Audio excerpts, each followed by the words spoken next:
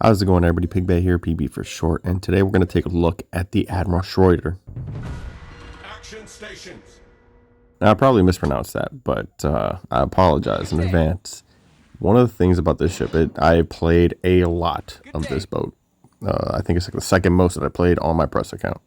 And the reason for that is I had 3 different builds to test. 2 secondary builds, and then 1 dispersion build.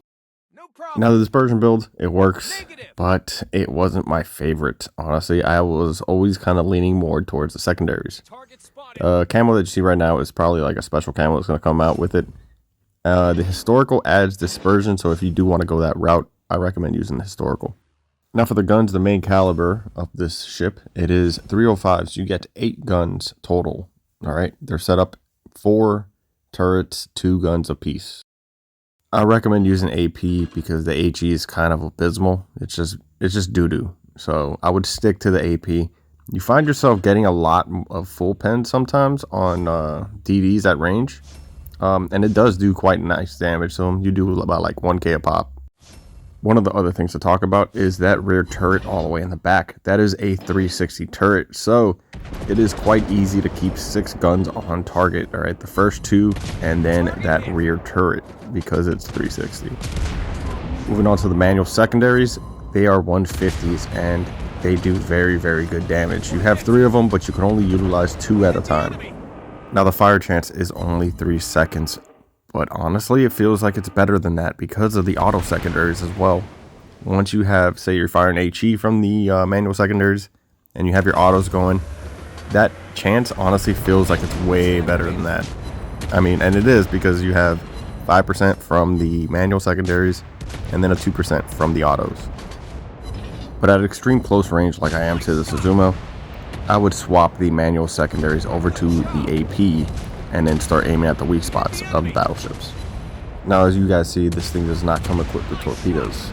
So you could think of it like an A gear, but it has manual secondaries instead of torpedoes. Health-wise, you're sitting at about 42k. Speed is actually really good because you got the engine boost as well. It does about 32 knots base, but then when you pop the engine boost, it bumps it up to like 36. Here are your 2 options for your elite bonus. You got damage reduction, citadel protection, or you can go for your secondaries. Either or can work.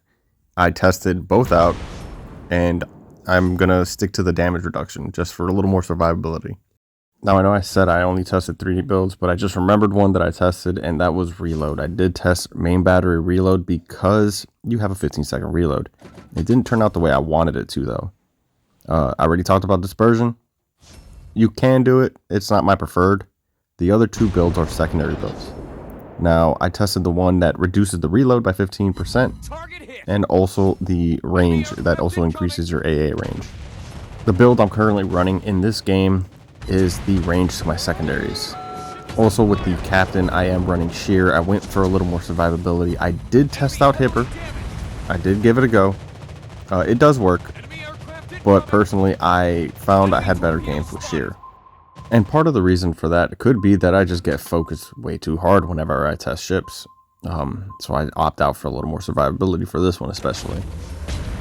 It could be different once it releases, the ship releases, and it's not the shiny new kid on the block, and there's not 17,000 people shooting at it. The ship is also respawn approved. I did have a bunch of games over there on respawn. Wanted to give it a go since it was tier 9, and it worked out in my favor. But yeah, I did have a bunch of 200k plus games, and it was fun. Now, let's face it, the ship's probably coming out in a crate. But if it wasn't, I definitely recommend it.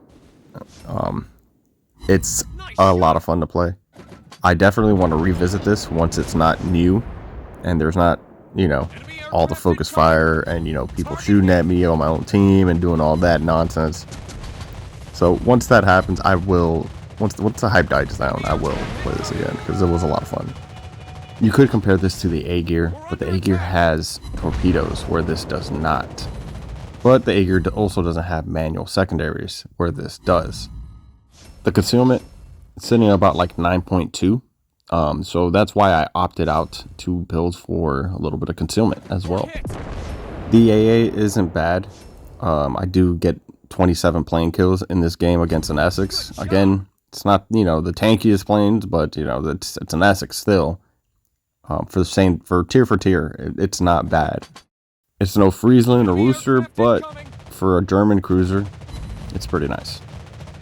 One of the things is I end up using my secondary overloads a lot, so I wish this thing had one more charge, but 2 charges is good enough, I guess, if I have to. I could always be greedy and ask for more, but I do wish I had one more. Alright, let's go over the build one more time. We're going to go over it fully. Shear is my elite commander that I'm running for the survivability. Again, for the survivability elite bonus, that is the damage reduction and citadel protection. Slot 1 is range to my AA/secondaries. Slot 2 is propulsion. And then slot 3 is concealment. Not gonna lie, a little salty. The Audacious stole the Essex from me. I feel like I deserved that kill after the way that man came after me. But it's okay. We're gonna get the win. But not only that, there's still damage on the table with Amagi. Amagi's sitting out just under full health, so we're taking this engagement. Obviously, there's gonna be more people shooting at him, but you could just see the amount of damage that comes out. And we're also going to swap over to the AP for the secondaries, just because Amagi isn't that armored. So we're gonna try to get some cheeky full pens into the nose right there. Not only that, you guys also see me take off the auto aim so that I can aim at that deck armor right there and just kind of guarantee some full pens, maybe some citadels, but it doesn't happen. Still end up getting the kill. 125,000 damage done. Not bad. That's going to do it for this video. I hope you guys enjoyed it. If you're new to the channel, consider liking and subscribing to support the channel. I'd greatly appreciate it. You can catch me streaming on Fridays. But yeah, until next time, everybody. Love you all.